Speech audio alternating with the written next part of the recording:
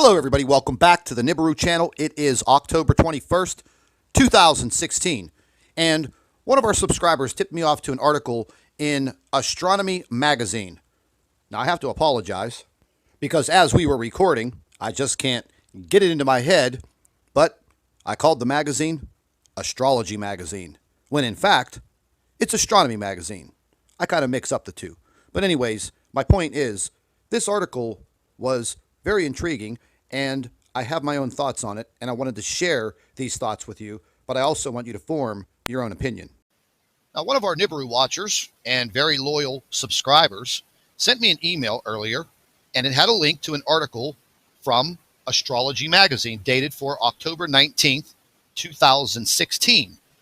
And within the article, it is an interview with one of the astrophysicists, astronomers, who went on record about their discovery of this Planet 9.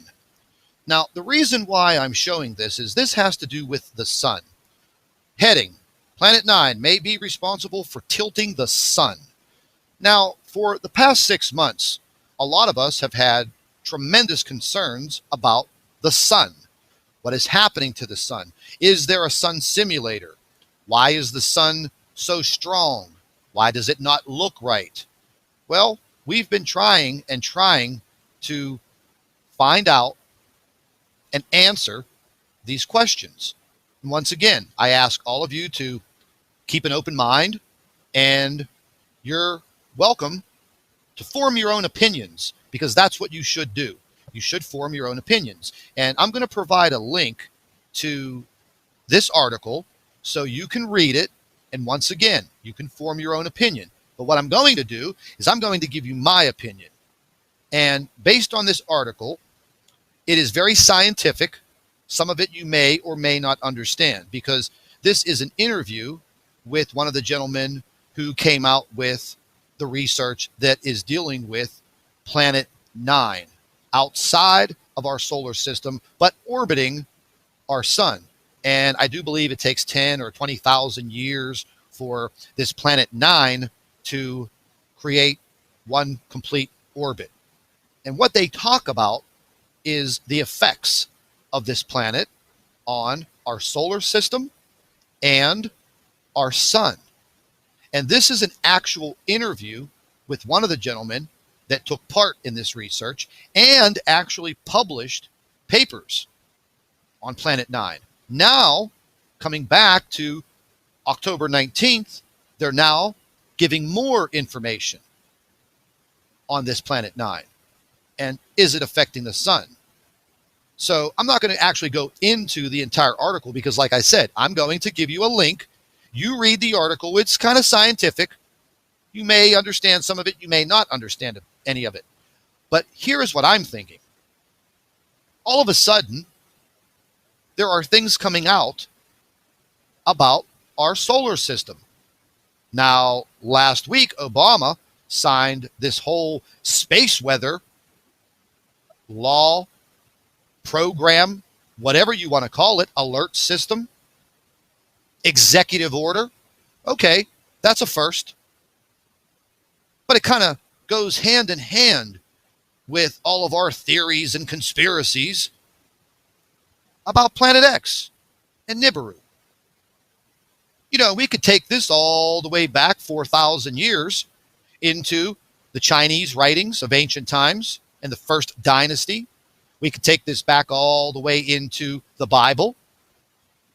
We could take this back into documentations about the Hopi Indians and the blue Kachina, the red Kachina. There are very, very many historical facts that deal with this subject. Is the timeline correct? I guess we're going to find out. But my point is, little bits of this information are now coming out, but they're doing it in a very subtle way. Are they going to say, hey, we issued this whole entire, report, this article, we were telling you? No, you weren't telling us. You were leaking bits of information. So like I've said before, everybody, we have disinformation, we have misinformation, And now we have little tidbits of leaking information. More and more satellites and rockets are going up into space. What are they looking for? What are they trying to find? What are they keeping their eye on? And everybody says NASA is so transparent. I don't believe that NASA is that transparent. We can't walk into NASA and say, "Let me see your files." They'll say, "Hey, call security. Get this nutcase out of here." So again, keep an open mind, because as I read down through this article, they're asking some very serious questions. What about our sun? Then they go into this orbital program here. And the big red orbit is that of Planet 9. And then I'm taking a look at this right here, this long elliptical orbit right there. And what is that labeled? 2014 FE72. Okay, well, you know what? I'm going to go ahead and look that up. But it looks like that orbit kind of matches where Nemesis is supposed to have come from our deep south, under our solar system, and up and over the sun and back out. So I find that very odd that this diagram would actually be in this article. Is it a subliminal diagram? Because we know that even in advertising, they use subliminal features for the human mind. Now, I'm going to look up what 2014 FE72 is. Will I come upon some disinformation? Maybe. Will the information be accurate? Maybe. But who's to say? Further in the article, question: why is there misalignment between the sun and the orbits of the planets? And the astrophysicist who was involved in the research, he answers kind of technically. Another question: so Planet 9's gravitational influence is forcing the solar system to wobble? Okay, is it messing around with our planets? Is it messing around with our sun? What is going on? Does it have this ability? All of these questions and all of these answers seem to match the theories of Planet X. To me, that was very suspicious. I wasn't so involved in the article itself. I was involved in what they were asking and the answers and how a lot of it matched. Nemesis, Nibiru, the orbit, the wobbling of the planets, the effects on the sun. So are they leaking this information out little by little? Very, very specific questions. Does this help us better understand planet formation or solar system formation? And then the astronomer goes right into it, and he answers the question. Now, are these two guys placed into the public eye to deliver this information to the public? Are they being puppetized by the government to slowly leak this information out? Because it just wasn't too long that they came out with the articles of the findings of this Planet 9.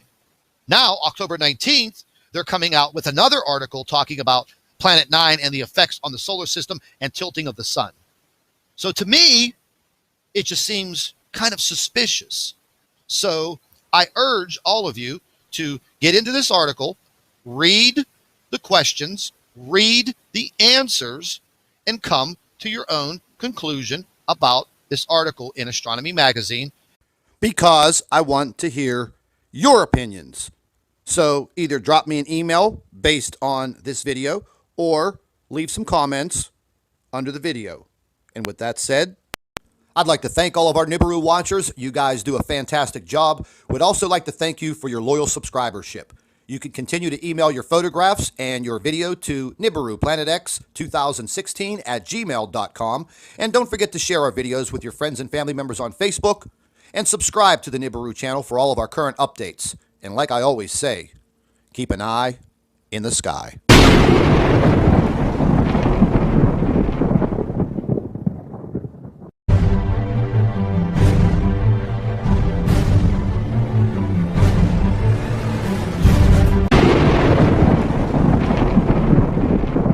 Hello, everybody. Welcome back to the Nibiru channel. It is October 21st, 2016. And one of our subscribers tipped me off to an article in Astronomy magazine. Now, I have to apologize because as we were recording, I just can't get it into my head, but I called the magazine Astrology magazine, when in fact, it's Astronomy magazine. I kind of mix up the two. But anyways, my point is, this article was very intriguing, and I have my own thoughts on it, and I wanted to share these thoughts with you, but I also want you to form your own opinion. Now, one of our Nibiru watchers and very loyal subscribers sent me an email earlier, and it had a link to an article from Astrology magazine dated for October 19th, 2016. And within the article, it is an interview with one of the astrophysicists, astronomers, who went on record about their discovery of this Planet 9. Now, the reason why I'm showing this is this has to do with the sun. Heading, Planet 9 may be responsible for tilting the sun. Now, for the past 6 months, a lot of